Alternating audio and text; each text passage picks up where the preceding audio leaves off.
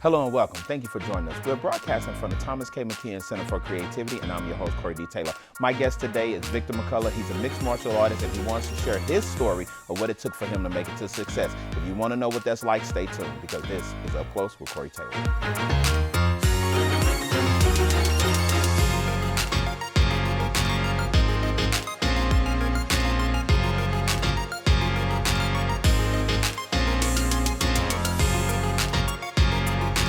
Welcome back. We are here with mixed martial artist Victor McCullough. What's going on, sir? What's going on? How you doing? I know. I always be having to laugh when we first start the show. Well, I'm so glad you're here, man. We had an opportunity to interview you and your daughter, who is definitely on the rise, Victoria, and she's doing some amazing things. But I always ask my guests this when we first started: what have you been up to in your world of mixed martial arts? Training. Just won Worlds last year. Two titles, gi and no gi. Fighting and managing.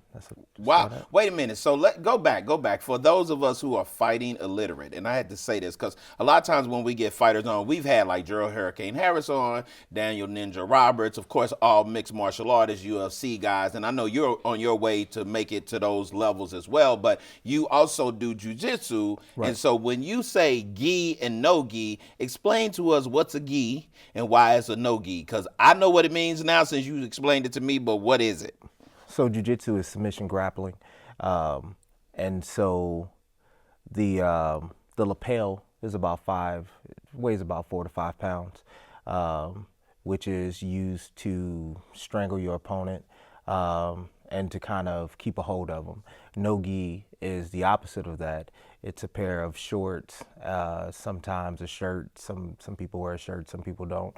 It's what we would call a rash guard, and now you're using a mixture of overhooks and underhooks to hold your opponent down. Now, when I had Daniel Ninja Roberts here, he did something called a ninja necktie, and he had me, and we acted this. I'm not gonna do it with you though, because he had my head in the headlock, and he was like, "Let me know when it lock up and get too tight." I was like, "We already there." I'm like, he was like, "You gotta tap." I'm like, "No, this is not my fight. We're demonstrating." He said, "Oh, I'm so sorry, man." He said, "I'm so used to if they don't tap, I still keep them in the headlock." So when you're out here, and he does jiu-jitsu, okay, and he does grappling and stuff. That's what that ninja necktie was all about. So how did you get into the sport of jiu-jitsu? Well, I started off in kickboxing, and then when I went to college, no one was doing boxing or kickboxing, but everyone was doing jiu-jitsu. So when I went to the university, or Pittsburgh State University, that's how I kind of got into it. It was a class offered at Pittsburgh State University, jiu-jitsu, and so it was something that I just kind of like fell in love with. Wow. And so you talked about jiu-jitsu being submission, because when I heard jiu-jitsu a long time ago, I thought that meant judo. And it's not the same thing, because judo consists of flips and stuff, right, and taekwondo consists of kicking. Right. Now, here's the thing that most people may not know about you, where most of the other people that came here, that are martial artists, they have disciplines in, a couple of areas. You actually have disciplines in a lot of different areas, and so I want you to name them, because I'm not going to get them all together. Right. So I started off here in Tulsa, Oklahoma, with Master Blade in Taekwondo. Then I started off then karate, Goju, with Earl Gilkey. And then I went back to Taekwondo with Anthony Jones in Coffeyville. And then Jiu-Jitsu, boxing, Muay Thai. And now I'm back at Jiu-Jitsu. Now, you might not remember this, but I'm going to take you back. When you were in Pittsburgh, you was taking samurai. Now, right. I said, what? He's like, "Yeah, I got to go to samurai training." And I was like, "What is samurai training?" And sure enough, you all had on the big old pants and swords, and y'all in there stepping and doing your thing, man. So take me to the place. Why so many different forms of martial arts? Now that I'm writing about it, I understand that each martial arts discipline was made for a particular arena. For instance, Jiu-Jitsu is made for the ground. And so it's a beautiful art when you understand that you can submit someone. So when you take punching and kicking out the way, it's a beautiful art form of submission grappling. Well, boxing is made for standing up, and there's certain arenas where you would want to use that aspect of fighting. Kicking, also, Taekwondo, Muay Thai, using every aspect. So for me, understanding how, what arena I'm in and being able to use my body as an art form is the ultimate goal, to be the ultimate fighter, to be able to, if like when I'm in the jail, there's no punching and kicking. So, I have to revert back to jiu-jitsu and wrestling. If I'm on the street and my family, is in trouble, then I have to use every aspect that I can possibly use. So, there's no rules in that. So using elbows, knee strikes. And so that's kind of how I came about it. Now I want to say this because you just said when you're in jail. I just want our viewers to know you're not in jail. Not in you jail. work at the jail. I work at the jail. I wanted to say that, but I feel like oh my God, you got a criminal in there doing. No, yeah, but you work at the jail, and I understand your wife also works there, and she's a therapist at the jail. And so, have you ever had to utilize that now since you working at the jail? Oh, all the time. Really? All the time. And you have to submit them because you can't punch them or anything Right. like that. Right. Man, that is so crazy. Now, I want to take you back since we went there. There was a time when you were not the ideal child, and you used to fight a lot of time, okay? A lot of time. And that's when I first met you, like in the 8th grade. So much to the point that they kicked you out of a church one time. So take us back to that time of you being young. And I know you probably didn't want to go there, but I want to go there because for real, we have viewers. And I'm going to tell you one real quick. Just the other day, we had a guy who had spent like 31 years in prison, and he was our guest a couple of weeks ago. And I had someone inbox me on Facebook and said, I need to talk to that guy because I have loved ones who are in jail, and I need to get them some help because that's what this guy does now. He helps people. And so I want to shed light on that past because there are going to be some parents out there that are going to be seeing their children. And of course, your mom joins us here in the studio, but there are going to be some parents who are at their wits' end. And I want them to see the example that you can be this kid starting out very rough, not the ideal kid, but then you mature to be a father of 6 children, a husband, as well as a military officer. So take us back to that time when you were, and a martial artist, but take us back to the time when you were younger. Where was all of that coming from when you were getting in so much trouble to the point that even the church kicked you out? And they like, you can't come up in here no more. Well, the beautiful thing about fighting is that, everyone understands the expression of it. When I was younger, I couldn't express myself, not through communication anyway. I had a stuttering problem. I couldn't articulate myself, and so I would get picked on, and fighting was the easiest way to express how I felt. And so, with that being said, it was my ugly beauty. To kind of put it in, in a beautiful way. It was my ugly beauty. And so I became great at expressing myself if someone made me angry or, it was easy for me just to be able to fight. And then it became my beauty in how I felt now because I'm not even angry anymore, but I just love to fight. I just love the form of doing battle with a worthy opponent. Right, because I'm glad you said that because even in your military career, you actually were training people in hand-to-hand combat. And what was that like? Because you were literally sending guys, and you yourself have gone out to the battlefield, but you were literally training guys to be able to defend themselves in hand-to-hand combat situation. Talk to us a little bit about what was that like having the opportunity to train others to protect themselves? It was awesome because it's something that I will always do for the rest of my life. It's not even a hobby anymore. It's just a part of my personality. Going in, and the Army taught me how to articulate those things and to be able to write those things down and put it in a training manual, which I've helped the Army do already. So in basic training, we would go through the form of combatives, which is boxing, kickboxing, all of those aspects or all of those disciplines that we had already talked about, and putting it into a 8-week program or 40, or in this case, a 40-hour program, and being able to make sure that these guys understood the reason behind those things. Like that's the most thing that was the one thing that I loved about the Army, was because it became my baby, making sure that these guys knew exactly what they were doing and the importance of each technique. Now, here's the thing that I wanted to talk to you about as well, because you have such an experience in fighting. But going back to that time when you were young and you said that was the best way to express myself, with my hands and fight and things of that nature. But I want to also want our viewers to know that the way that you went in expressing yourself to, you know, through fighting and stuff, but it's also like the same thing that kind of helped save your life as well. Right, So right. I want to talk about that a little bit. So, you know, there was a time when I was a kid, I didn't really understand the world. The world can be a beautiful place, but sometimes it can be a most dangerous place. And, my dad wasn't always in my life. We grew up on the north side of Tulsa, Oklahoma, started getting into gang activities. So my mom moved us from Tulsa, Oklahoma to Kansas, to get us away from that lifestyle. But I kind of carried that baggage over with me of being a hard head and just wanting to fight.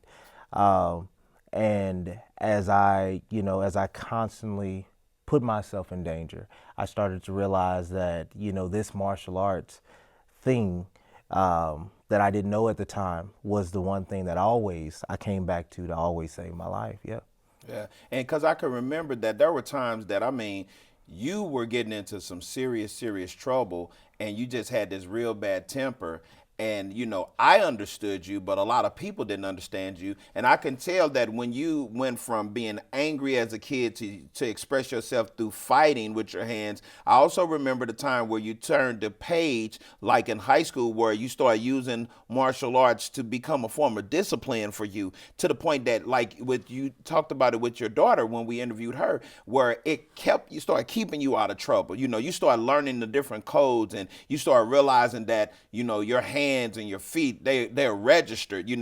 But I also remember a time where when you went from fighting because you couldn't express yourself, that you got to a point where you could express yourself, and that was the funniest part of all of this.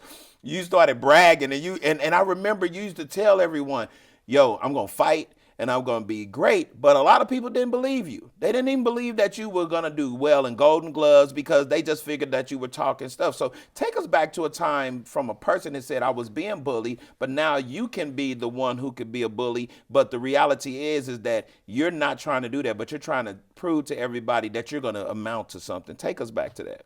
Well, when I was in high school, like I said, I met you at the time, and I met you and Earl Gilkey, who Earl Gilkey was my trainer, still one of my mentors, even my daughter's mentor right now. And he just showed me hard work. He was like, man, you can do anything you put your mind to, especially in this sport. You didn't have to have straight A's. You didn't have to have, your mother or father didn't have to have a political background. It was all you. So the effort that you put into it was what you was going to get back out of it. Then with you constantly mentoring me, like, hey man, you could do better. And I just kind of later kind of like broke the code of understanding what it was like to be successful, and when you're training hard, and you're doing the right things, it kind of opens up the doors for you to travel, and I started to realize I got to see people that I never thought that I was going to see on TV. So it helped me to become the person that I wanted to be, and not just being put in a box. Now, when it comes to the form of fighting, who is an inspiration for you? Oh there's not one person that I can say, but Joe Louis, Joe Frazier, Muhammad Ali, Bruce Lee, Keenan Cornelius, Andre Galvao. I mean, I have so many people that I look up to now. I mean, it's just amazing. Yeah. So when you are in the ring, how do you prepare yourself mentally for this? Because I know you don't have that temper anymore. You're well past those temperament age, that age when you had that temper. But with you not being that aggressive person back like you were with the temper accompanying it, how do you prepare yourself mentally to get into the ring now, but not with anger? You know what I mean? Like, how do you, like, it's easy to get in the ring and be like, yo, I'm ready to scrap, and now that anger drives you to fight. But now, you've been a father, you've done things to mentor others. How do you get in the ring now without that? I don't want to say you don't have a killer instinct, but it's not at the edge of where it used to be. How do you do it now? Because it's what I love. It's my passion. I realize that I've been given a great opportunity. Every time I get into the ring or the mat, I know that it could be my last fight. Meaning that, when I was an Army officer, I knew that, I was going to have to deploy at some time. Being a father, being a manager for my daughter, at any moment, I may have to stop to make sure that she progresses. Here I am now, 33 years old, 2 master's degrees, and I'm working on my criminal justice career. At some moment in time, I could say, well, I'm going to not put so much emphasis in fighting and be a warden one day. So with that being said, like, my passion is just to go out there and just be me. Without any shackles. And so anger is a shackle, and you can't think clearly, even in this beautiful sport. That's the one thing I love about it, is that, this whole sport is about causing pain. And in order to cause pain, you have to be able to think clearly on the best route to do that. Wow. And that, when you say cause pain, that's i.e. submissions to get a win. Right. There are so many different aspects to you. You just mentioned it a few minutes ago. You talked about how you have 2 master's degrees, and I want our viewers to know as well as that you were always a smart young man, but there was a time that you struggled even in academics and stuff, Right. and you had to go to alternative schools. So Right. talk to us about that, because again, you mentoring, because you were mentored, and now some young person out there is going to see this show and they're going to want to know that there's hope for them. And I know that that's what you're all about nowadays, is helping people to understand that there's hope. So when you had to go from regular school to alternative school because of your behavior and everything, what was that like for you? It was hard because you take it as a failure to begin with. I mean, ultimately, that's what it was. I couldn't collaborate in a regular school setting because of my attitude, and I fell off flunking classes, and so alternative school was a way for me to kind of seclude me and give me that one-on-one time with instructors so that I could graduate high school. And having a learning disability, not asking for help. That was the main thing that I recognized in the beginning, is that you gotta ask for help. Not being able, my reading scores was low, my math scores was low, and when you don't ask for help, it turns into anger, because you're like, I know that you're failing, and you want to ask for help, but now you don't know how to ask for help because you don't want to be made fun of. You don't want to be called dumb or stupid or whatever. And so I worked through those things, and, now here I am 17 years later, still going to school, and believing that I can do anything. So when you're on your journey, for you, we talked about who was the best inspiration for your sports and things of that nature. But what would you say, like, what was the turning point for you to say that, like, I'm gonna, I know you used to brag about it a lot when you were younger, but what actually made it a reality for you to say that I'm really getting ready to change this, and I'm really getting ready to go to school, get my education? Because in the midst of this, you got 6 kids. Like, they wasn't just born yesterday. Like, Right. they're like, how old? Your oldest is how old? 15. And the youngest? is 9. Right. So you over the span of, like, while you were getting these degrees, these kids were coming along. So Right. how did you handle the stress of that? Being that when you were younger, you said I couldn't express myself, so my hands were my only way. But now I'm an adult, and I have to deal with so much stress from the military, from being deployed to having 6 kids, the wife, working in the prison. How you deal with all of this, man? Good mentorship, surrounding yourself with people that are just like you. We see these people on TV every day. The Michael Jordans, the LeBron Jameses, and I've never talked to these people before, but I've met Corey Taylor, I've met Earl Gilkey, people that kind of paved the path of the success, what I call success. When I used to watch you, you went around the same way. Right. You had five? Four kids. Four kids. Yeah. 4 kids, and you were getting your degree. And so, you were dyslexic. Right. So working through that and seeing that you could be successful, helped me to be successful, because I could see you, I could touch you, I could go to your house, I could see, the intricate things, okay, and there was times where I did. I had some, I messed up in school, even in college. So it wasn't like it was just a clear path. Like as soon as I got my high school diploma, like it was like, okay, I didn't mess up again. Like I had to take a sabbatical. I had to take a break. Like I got that accomplished. Like I need to take a break now. And thank you so much for saying that. I mean, I clearly didn't bring you on the show for that. I brought you on the show to talk about your success and your accomplishment, especially with you winning worlds of gi and no gi. Mm-hmm. And so I know that I'm honored, and I know that Earl would be honored, because we also had the opportunity to travel with you early on to Chicago when he was coaching you, and I was there mentoring and trying to help in the management arena. But the thing that I think people should know about yours and my relationship,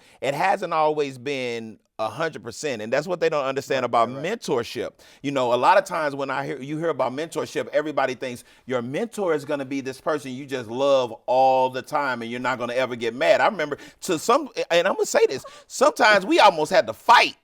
I remember one time when you first got married, we came to the house and I was so mad at you, and then I was like, "Son, I know you're scared," and you was like, "Back up," and since I helped you spar one time and you almost knocked me out, you clenched them fists, and I was like, I gotta hug him though. I was like, oh, I don't want to hug him right now, because if he punched me in the mouth, I'm gonna have to. I don't know how I'm gonna lay this one down in love. And then I got closer and closer, and then I just hugged you, and you broke and you cried. And what they don't understand a lot of times is that the toughest kids, and I'm going to go here for about 3 minutes, the most hardened criminals in the world, it could have been you. It could have been you. It could have been me. But if it wasn't for someone mentoring us and saying, "Hey, I love you even through your mess," we could all be lost, man. And we're seeing this so much now in the streets, in the news, and everything that's going on. So talk to me a little bit about what have been your challenges of mentoring others. Because you've called me when you've had some tough calls with some people saying, "I'm trying to help them, but look, I don't know what to do in this situation." Realizing that you haven't seen it all.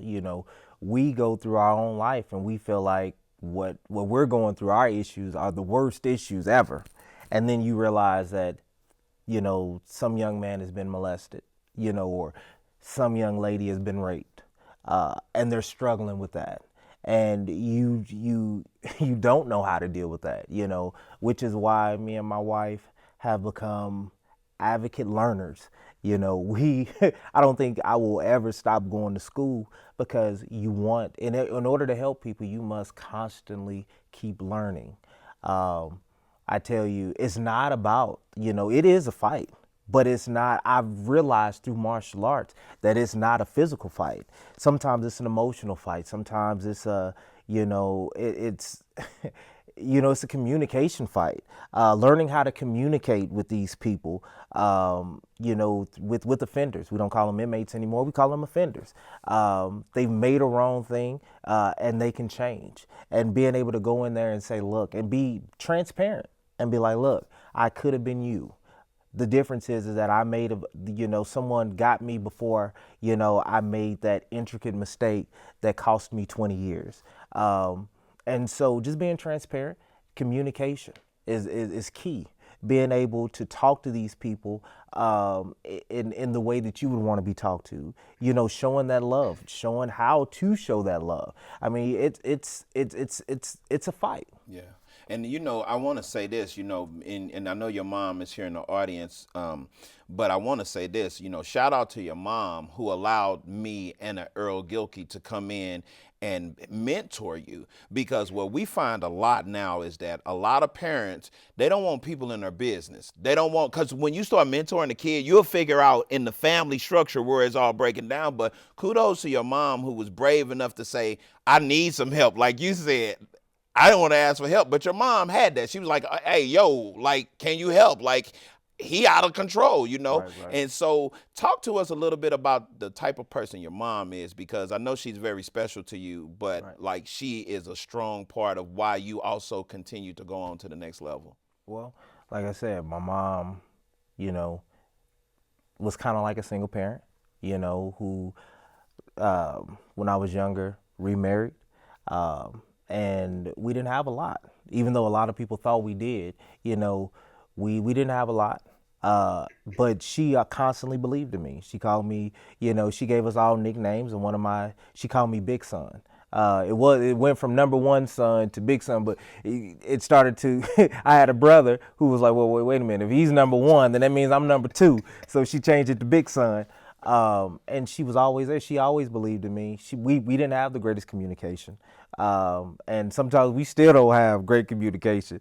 But we always have love. Like, I understand that she did the best that she could, you know, and even now she's one of my greatest inspirations. You know, she graduated the same day. We graduated on the same day from high school. Then we went on to graduate the same day from Coffeyville Community College. And then, you know, I got my bachelor's degree. I think she took a break, and now she's getting ready to get her master's degree. So even I don't even know how old my mother is, but as old as she is, she's still achieving. And she constantly believes that she can. Wow. Which allows me, because I'm like, well, if she can do it at 50-ish, there's no reason for me not to at 33. Man, that's awesome. So now this show, Up Close with Corey Taylor, is all about helping people to go on and figure out what it would take for them to be successful. In about 2 words, what would you say it takes for a person to be successful? Don't quit. Wow. Victor McCullough, man, thank you so much. As always, it's a pleasure. Thank you. I hope you've enjoyed our show today. I would like to thank my guest, Victor McCullough, for joining us. Think about this. Change is inevitable, but your attitude towards that change, it is always optional. Until next time, keep looking forward.